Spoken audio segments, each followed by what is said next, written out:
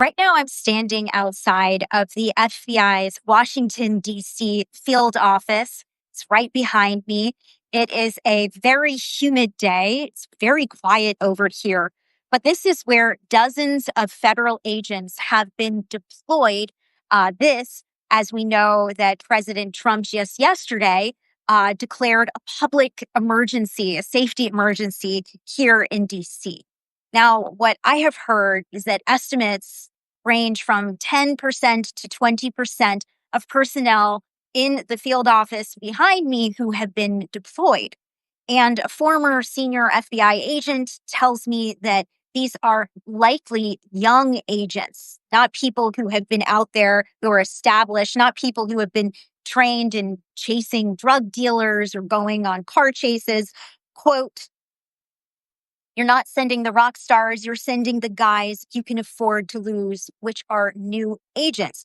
This former officer also said that DC, this particular field office behind me, is the quote unquote mecca for counterintelligence and counterterrorism.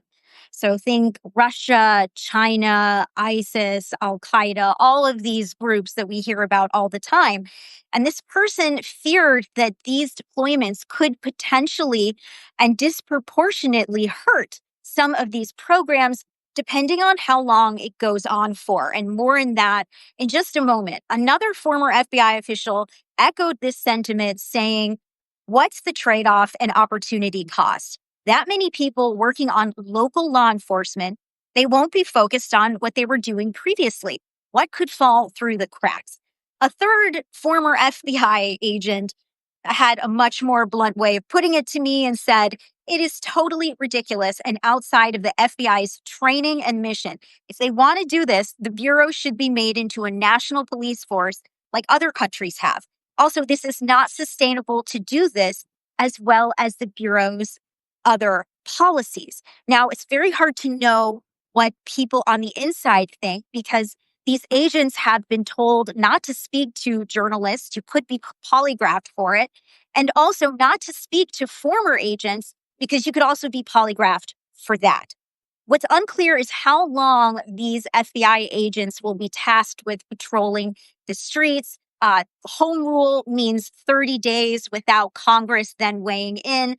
But the White House did not get back to me to answer this exact question. Spokesperson Abigail Jackson instead pointing out that this is in compliance with President Trump's March executive order to make DC safe and beautiful with a task force. She said that these FBI agents, as well as other law enforcement involved, are playing a vital role in deterring crime, arresting criminals, and getting dangerous drugs and weapons off the streets. And as part of Trump's justification for calling in 800 National Guard troops and federalizing the DC Metro Police, there was one line in yesterday's executive order that really stood out to me that said, quote, "Violence and crime hamper the recruitment and retention of essential federal employees." Why does that line stand out to me? Because so many people here in the federal government have lost their jobs because of DOJ, not because of crime. Now, when it comes to the FBI and the Metro Police working together, I'm told by one of these former FBI agents that back in 2020, President Trump and then Attorney General Bill Barr, they really wanted a show of force, and DC would not let the FBI link up with the police officers in this city. But I was also told about a situation back in the 90s where the FBI did work with the DC Metro Police, as well as the Prince George's County officers from Maryland. There were gang members and drug dealers who would literally be crossing jurisdictions just by crossing the street. And so the FBI actually helped to close that gap. Now, there was one person from the FBI who previously worked there who did go on the record with me, Chris Pihota. He was the FBI's former executive assistant director for science and technology. And he told me that what we're seeing with the FBI could be really for optics. This could be the FBI getting involved to fight crime. Part of the leadership under Director Kash Patel is getting the FBI back to crime fighting. And as I've been told by other people, moving away from national security, that has not been something that has been deeply discussed or deeply prioritized. Chris went on to say, quote, "In my opinion, using FBI agents as patrol elements is a mistake. FBI agents are not trained to serve in a direct patrol manner, and this activity can lead to failure in the intended purposes. FBI agents could possibly stand in static security roles, but they would need special operating or engagement parameters and clear guidelines on their authorities." So, is this President Trump making a power grab for DC? Is this him sticking around the Capitol more and wanting to make it a more beautiful, safe place, getting rid of the homeless encampments? Or, as I saw with protesters waving flags and posters yesterday, is this a distraction? They are calling for the release of the Epstein files. That hasn't gone away. So, what is DC like right now? It doesn't feel any different than it did a few days ago, a few weeks ago, a few months ago. The DC mayor, Muriel Bowser, she extended a curfew for juveniles. They have been behind some crimes here. That has been a problem. But according to the Justice Department, citing the DC Metropolitan Police, and as you probably know, because this has been going around and around in the media, crime in DC is at a 30-year low.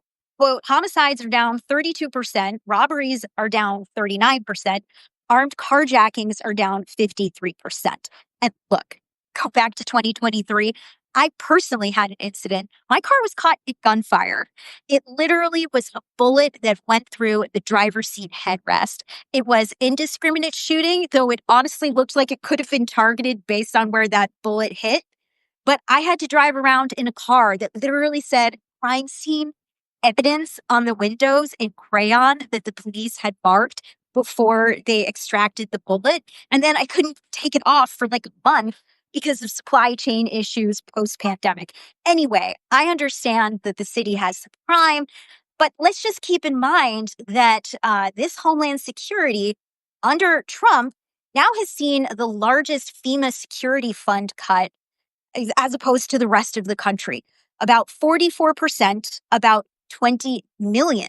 So some contradictions happening here. National Security Attorney Brad Moss, he tells me that with these changes, be prepared to see logistical and administrative fights over which law enforcement entity is conducting different parts of these operations. Anyway, it's very, very hot out. I'm lucky that there's a breeze right now. Very, very quiet behind me at the moment.